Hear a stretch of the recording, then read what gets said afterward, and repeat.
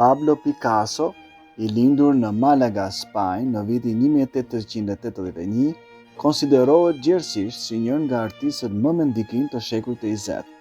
Ai ishte pionier i lëvizjeve artistike novatore si kubizmi dhe krijoi vepra që eksploronin thellësitë e emocioneve njerëzore dhe kompleksitetin e ekzistencës.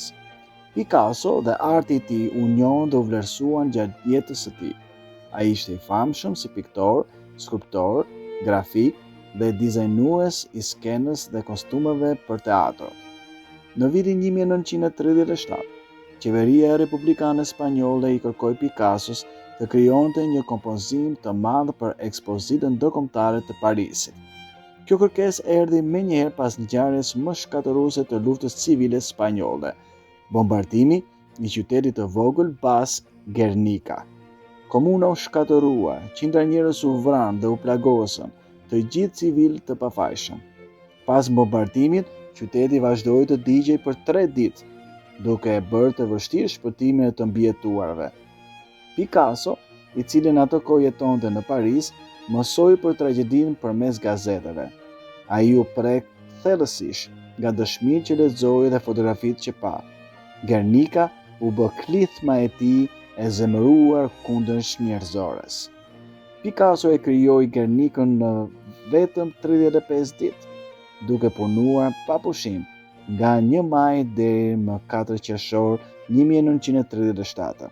Një proces tepër i shpejtë, duke marrë parasysh madhësinë e madhe të pikturës, që ishte 3,49 metra lartësi dhe 7,76 metra gjerësi. Ajo është thellësisht simbolike, me ngjyra të zeza, gri dhe të bardha, ashtu si fotografitë e luftës në atë kohë. Nazistët që vizituan pavionin e përshkruan atë si një ëndër e një të çmenduri, një përzierje simbolesh të pakuptueshme dhe pjesë të trupave njerëzore, e gjithë vepra duke sikur ishte vizatuar nga një fëmijë 4 vjeç. Megjithatë, të tjerët menjëherë kuptuan simbolizmin e saj të thellë, një klithmë e pa kompromis kundër tmerrit të luftës dhe një thirrje prekse për paqen. Në vitin 1939, Picasso e dërgoi Guernicën në Muzeun e Artit Modern në New York, si një ua të zgjatur. Ai e bëri të qartë se piktura nuk duhet të kthehej në Spanjë derisa të rivendoseshin liritë demokratike në vend, pasi Spanja ishte nën diktaturën e Francos në atë kohë. Ajo u kthye përfundimisht në Spanjë në vitin 1981, pas vdekjes së Francos dhe tranzicionit të vendit në demokraci.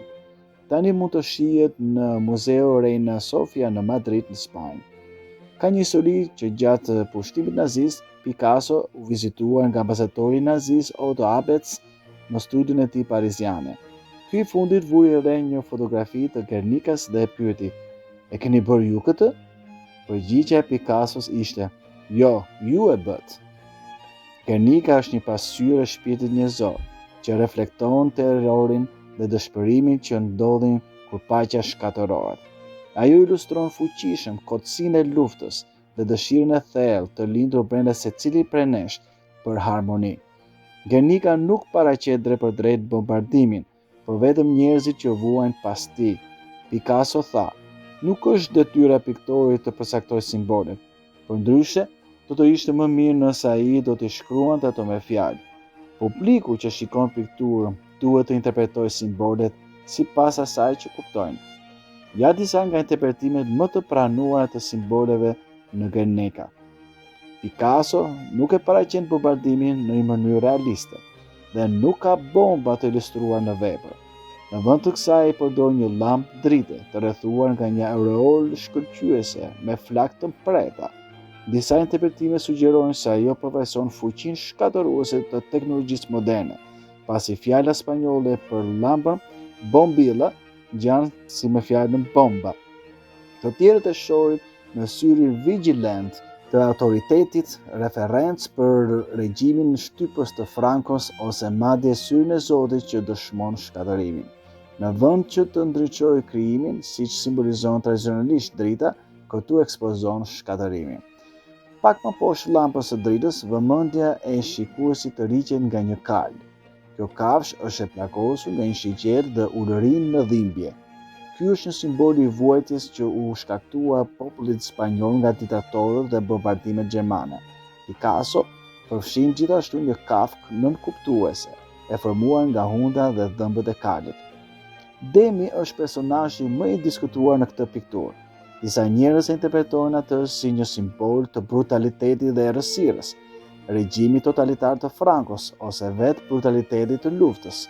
Megjithatë, të tjerë shohin Demin si një simbol të Spanjës dhe qëndrueshmërisë spanjolle, pasi kjo kafshë, ndryshe nga kali, është e qëndrueshme dhe pa lëkundur.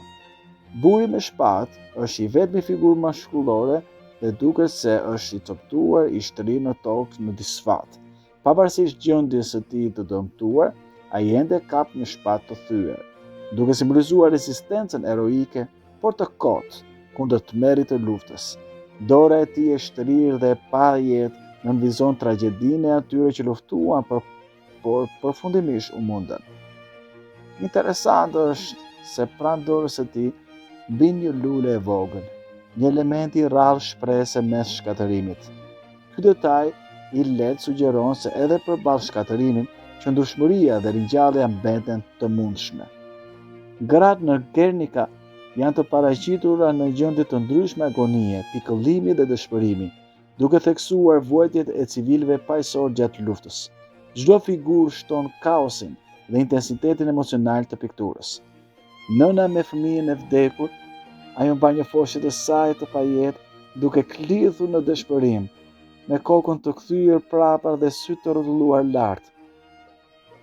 Shprehja e saj ka pikëllimin e pastër të humbjes së jetëve të pafashme në luftë. Kjo figurë është e ngjashme me portretet e Dora Maar të Picassos, e njohur shpesh si Grua e Qeqan.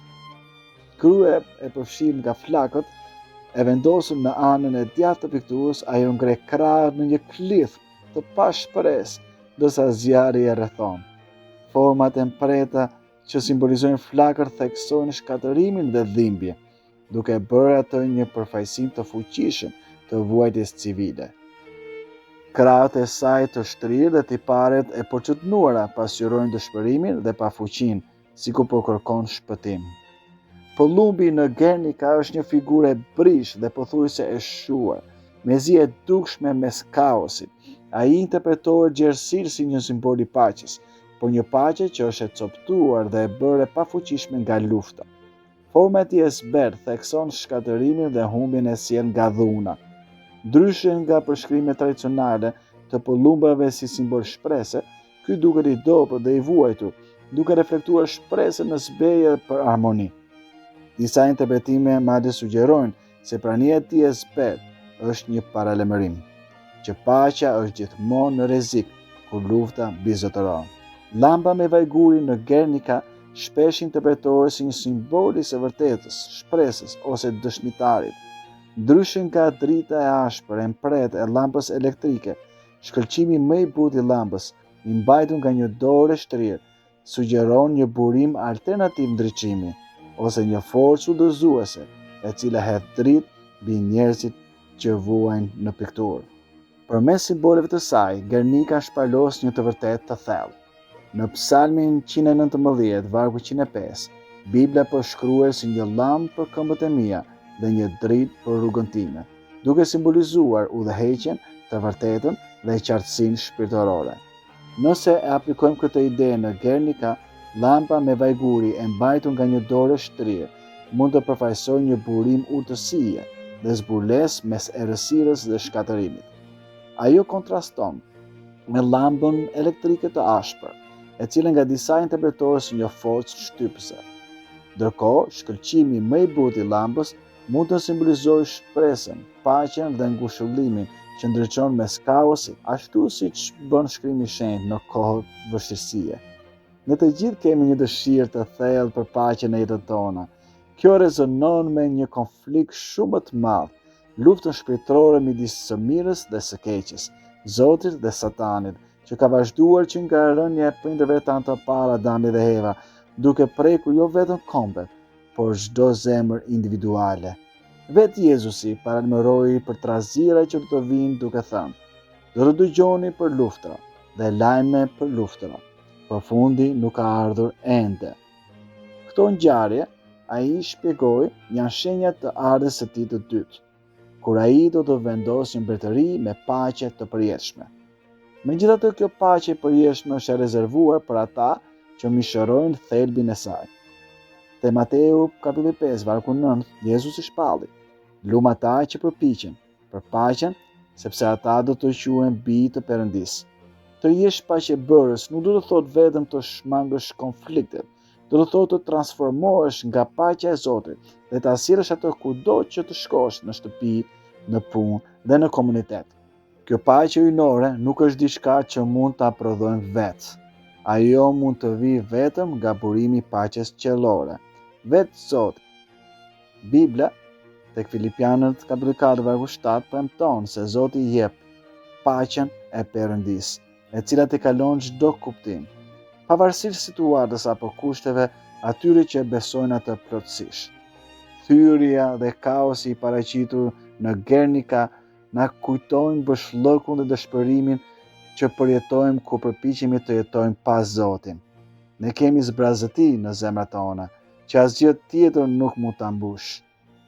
Jo pasuritë, jo pushteti, jo ndjekja e botës. Vetëm Zoti mund të ofrojë paqen dhe qëllimin që plotësojnë nevojat tona më të thella.